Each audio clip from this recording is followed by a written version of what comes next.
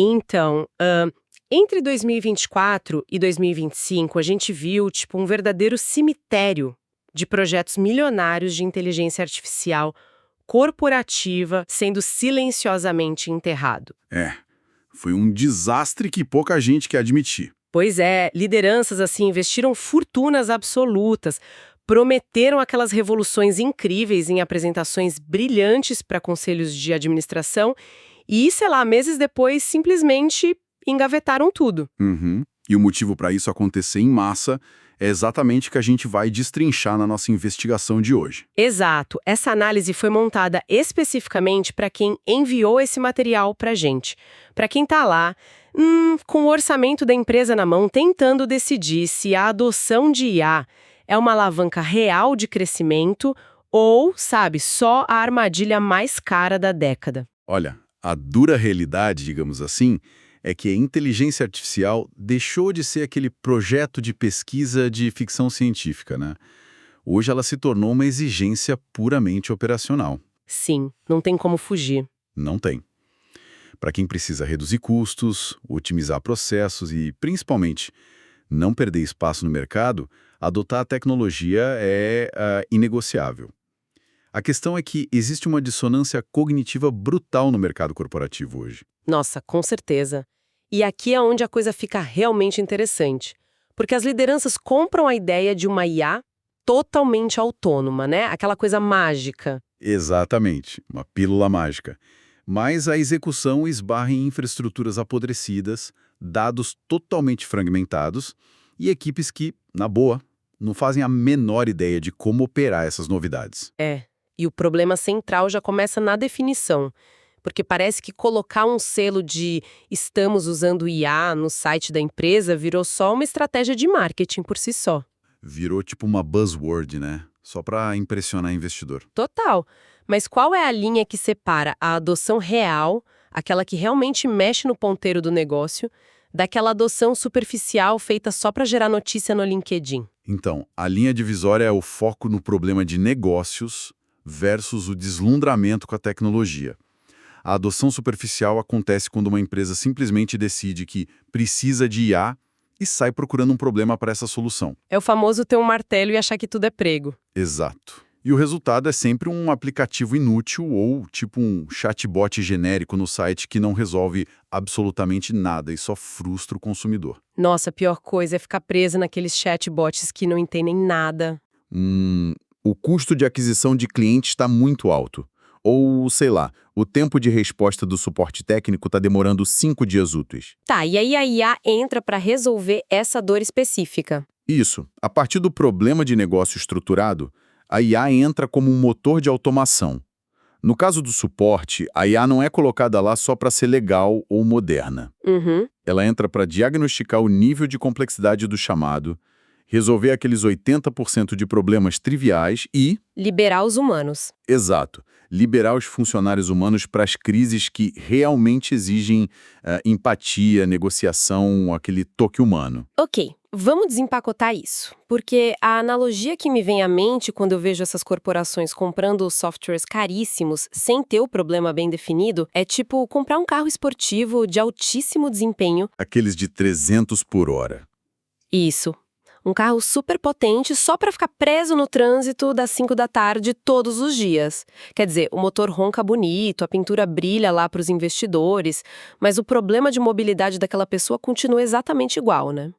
Olha, a analogia funciona muito bem até certo ponto, mas na verdade o buraco é mais embaixo. Sério? Como assim? É que o problema não é só o trânsito. O problema é que esse carro esportivo exige um combustível de altíssima octanagem. E no mundo corporativo, esse combustível significa dados estruturados e limpos. Ah, entendi. As empresas compram o carro esportivo e tentam abastecer com água suja. Nossa, água suja. Sim, que são as planilhas desatualizadas e aqueles processos caóticos que toda empresa tem. A transição obrigatória que os tomadores de decisão precisam fazer hoje é abandonar essa visão tecnológica isolada e abraçar uma visão centrada em negócios. Faz todo sentido. Se o fluxo de trabalho atual da empresa já é uma bagunça e super ineficiente, a inteligência artificial não vai, do nada, organizar a casa. De jeito nenhum. Ela vai apenas automatizar a ineficiência. E assim, vai fazer a empresa errar e perder dinheiro numa velocidade e escala totalmente inéditas. O que nos leva direto para as ferramentas que estão inundando os orçamentos de TI neste exato momento. Porque, há uma lista enorme de soluções sendo vendidas como atalhos perfeitos, sabe? Nossa, chove ferramenta nova todo dia. Pois é. A gente tem os grandes modelos de linguagem, né? Como o ChatGPT, o Gemini, o Claude, que estão sendo usados para tentar criar assistentes de conhecimento interno, gerar textos. E temos coisas focadas em engenharia, tipo o CodeQL, que varre repositórios de código buscando padrões e vulnerabilidades. E no meio de tudo isso, plataformas como o N8. Ah, o N8 é um caso clássico. Sim, que promete ser, a cola que conecta todas essas peças do quebra-cabeça corporativo em fluxos automáticos. Mas a minha dúvida é a seguinte: se o mercado oferece todo esse pacote de soluções acessíveis, por que a dor de cabeça operacional persiste de forma tão forte? Por que não funciona? Então, o que é fascinante aqui é que essas ferramentas são vendidas sob a ilusão do plug and play. Aquela promessa de que é só plugar, arrastar umas caixinhas na tela e pronto. Exato, que tudo começa a funcionar magicamente. Mas o que não contam na hora da venda é o mecanismo por trás de como isso escala. Se a gente pensar no N8N ou ferramentas similares de automação, elas são excelentes para o curto prazo. Tá, resolvem a emergência. Isso. Elas usam interfaces de programação, as famosas APIs, para conectar, digamos, um e-mail a uma planilha e depois jogar num modelo como o ChatGPT. Só que em uma grande corporação, os fluxos não são simples assim. Não é só um e-mail e uma planilha, né? Nem de longe. Estamos falando de dezenas de sistemas interdependentes. Quando uma empresa constrói sua automação baseada nessa cola rápida, ela cria uma teia de dependências incrivelmente frágil. Nossa, um castelo de cartas. Literalmente. Se o fornecedor de um desses softwares altera uma única linha na sua API, toda a esteira de automação da empresa quebra silenciosamente. E ninguém percebe até o cliente reclamar. Mas espera aí. Os modelos como o ChatGPT, o Gemini ou o Claude não são inteligentes o suficiente para contornar esses errinhos e interpretar o que a empresa precisa, mesmo que a conexão não seja tão perfeita? Absolutamente não. Esse é um dos maiores mitos. Esses modelos de linguagem são probabilísticos e não determinísticos. Tá, e o que isso quer dizer na prática? Quer dizer que o mecanismo de funcionamento deles se baseia só em prever a próxima palavra mais provável, com base naquele treinamento genérico gigante que tiveram com dados da internet. Eles não têm contexto de negócios real. Ah, entendi. Eles não sabem as regras da minha empresa. Exato. Se uma empresa conecta o ChatGPT ao seu sistema de atendimento por uma plataforma rápida e o contexto dessa empresa exige, um jargão técnico muito específico ou obedeça a uma política de devolução que mudou ontem, o modelo não vai saber. Não vai. Ele vai ignorar a realidade da empresa e vai alucinar uma resposta que parece super plausível, mas que está completamente errada. O trade-off oculto dessas ferramentas de prateleira é que essa velocidade imediata de implementação cobra um preço caríssimo em manutenção e confiabilidade lá na frente. E aí, se essas ferramentas quebram com tanta facilidade quando a escala aumenta ou quando o contexto fica super específico, o que exatamente funciona como aquele muro de concreto onde essa tecnologia bate e se despedaça? Porque isso explica aquele cemitério de projetos que eu mencionei logo no começo. Olha, esse muro de concreto tem nome e sobrenome. Atende por sistema legado. Sistema legado. Nossa, essa é a expressão que assombra qualquer liderança de TI. Dá calafrios. Para traduzir isso de forma visual para quem está ouvindo, tentar integrar IA de ponta nesses sistemas corporativos antigos que estão lá rodando as finanças e o estoque da empresa há 20, 30 anos, é literalmente como tentar plugar um pendrive USB-C numa máquina de escrever. O encaixe físico e o lógico simplesmente não existem, né? Essa imagem é perfeita. A barreira mecânica é exatamente essa. E os gestores, que muitas vezes não têm um perfil estritamente técnico, acham que software conversa com software naturalmente. É tudo computador. Resolve aí. Pois é. Mas se conectarmos isso ao quadro geral, a realidade da infraestrutura corporativa é brutal. Sistemas legados que muitas vezes ainda rodam naqueles grandes mainframes ou bancos de dados totalmente isolados. Aqueles de tela preta e verde. Isso, eles usam formatos que nem são mais usados pela indústria moderna. Eles não possuem essas APIs modernas. Eles não expõem os dados em tempo real. Eles geralmente processam informações em lotes enormes durante a madrugada. E a inteligência artificial precisa de um fluxo constante, contínuo e bem estruturado de dados para tomar decisões em tempo real.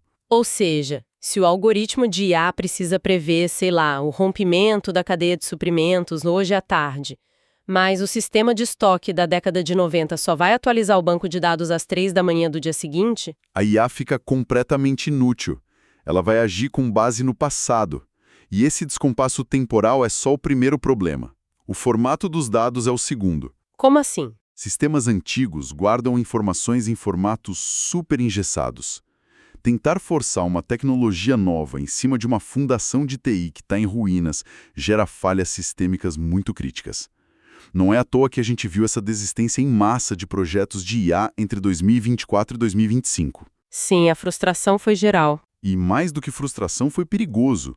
Porque quando os engenheiros tentaram construir integrações, umas pontes temporárias entre a IA e o sistema legado para puxar esses dados à força. As famosas gambiarras. Isso, as gambiarras.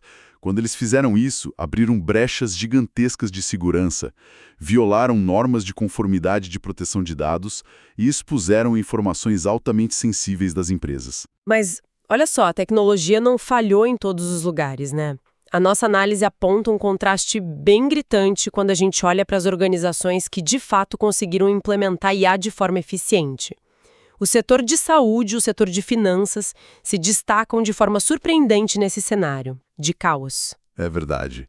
Eles são os grandes casos de sucesso hoje. A gente tem sistemas de saúde prevendo complicações severas de pacientes através da análise de grandes volumes de histórico médico e bancos detectando padrões de fraudes milionárias na velocidade da luz. Como eles conseguiram ultrapassar essa barreira do sistema legado? Então, o segredo desses setores não está em algoritmos mágicos que eles inventaram. O segredo é que eles foram forçados, por décadas de regulações governamentais extremamente rígidas, a organizar e estruturar seus dados. Ah, claro. Eles não tinham escolha. Nenhuma. Muito antes da IA virar pauta de reunião, bancos e hospitais já investiam bilhões para garantir que as informações deles fossem rastreáveis, seguras e padronizadas. Quando a inteligência artificial finalmente amadureceu, a fundação da casa desses setores já era de aço e concreto. A infraestrutura já estava pronta. Exato. A tecnologia nova só precisou entrar lá e processar o que já estava totalmente arrumado. O que nos joga para uma questão ainda mais complexa. Supondo que uma empresa normal, de varejo ou de logística, decida reformar sua infraestrutura do zero. Ela passa, 2 anos modernizando bancos de dados, criando APIs de última geração e limpando todas as planilhas. Um cenário ideal. Sim, a base de concreto está pronta.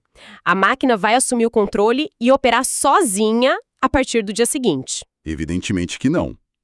Toda tecnologia, por mais avançada que seja, passa inevitavelmente pela barreira humana. Esse é o grande gargalo, né? Porque, na minha cabeça, é o equivalente a reformar inteiramente a cozinha de um grande restaurante, instalando equipamentos futuristas, fornos controlados por voz, geladeiras que preveem o que falta. Aquela cozinha de filme. Exato. Mas aí você esquece de separar um único dia para ensinar os chefes que estão acostumados com fogão a lenha há anos a usar os painéis digitais.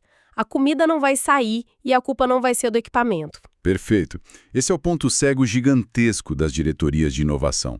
A implementação técnica é só 50% do trabalho. O resto, os outros 50%, é uma mudança cultural muito profunda. E como os gestores lideram essa mudança cultural? Porque a gente sabe que a simples menção da palavra automação gera um pânico imediato na equipe sobre demissões em massa. Gera muito medo. A introdução de IA em processos estabelecidos é um abalo sísmico na força de trabalho.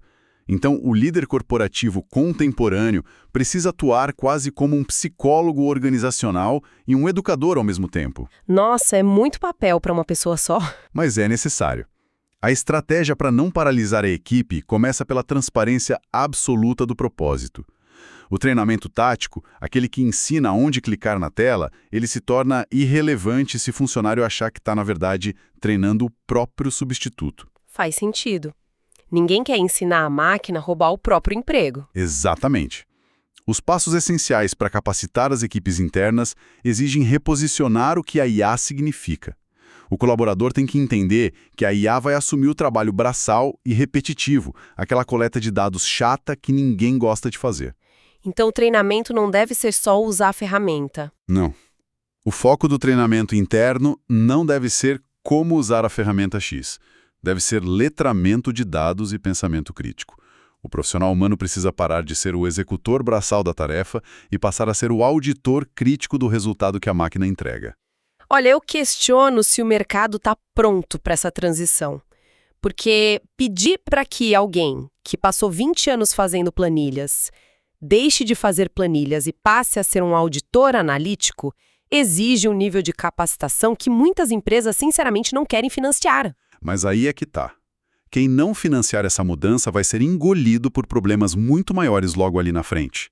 Quando a gente menciona dados sensíveis de pacientes ou transações financeiras bilionárias, entra um fator crucial, que é a responsabilidade. A questão é ética, né? Exato, ética e legal.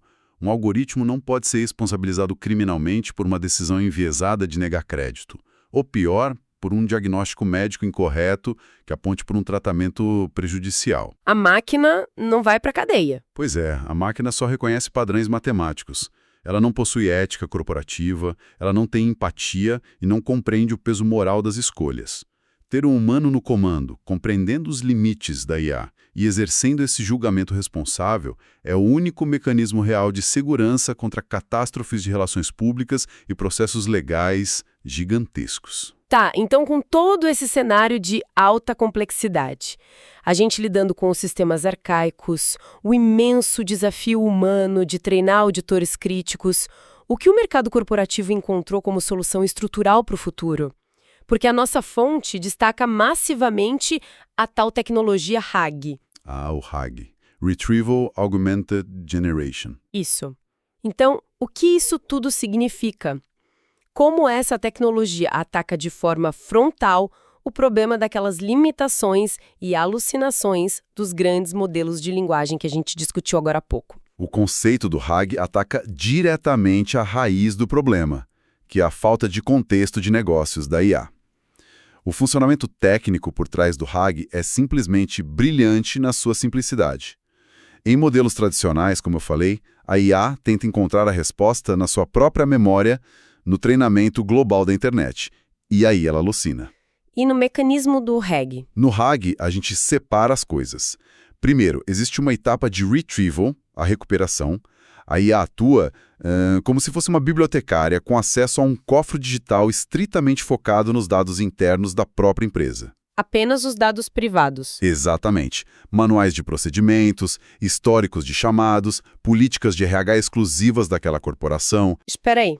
Se a etapa de retrieval, ou busca, consiste na IA ir até a base de dados interna da empresa e ler os documentos que estão lá, a gente não volta à estaca zero do problema do sistema legado e da água suja? Como assim?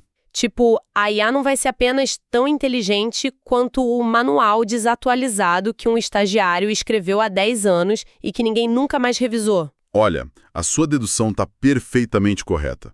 E esse é o calcanhar de Aquiles que pouca gente do mercado entende sobre o RAG. É o que diferencia o sucesso do fracasso gigantesco com essa tecnologia. Imaginei. Para que o RAG funcione e alimente a segunda etapa, que é a Augmented Generation, onde o modelo lê esses documentos e gera a resposta em linguagem natural estritamente baseada neles, o requisito absoluto de infraestrutura é impecável. Os dados internos da empresa não podem estar desorganizados, duplicados ou contraditórios. Então, no fim das contas, a tecnologia RAG acaba forçando a empresa a resolver o problema chato que ela vem evitando há décadas. Exato. O verdadeiro valor estratégico do RAG não é apenas, sei lá, fornecer respostas precisas para clientes no chat.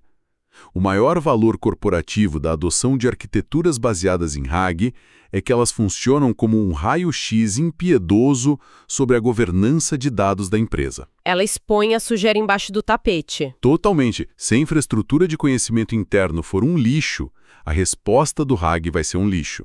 Só que vai ser um lixo gerado em uma linguagem natural muito fluida e convincente. O que é assustador. Muito.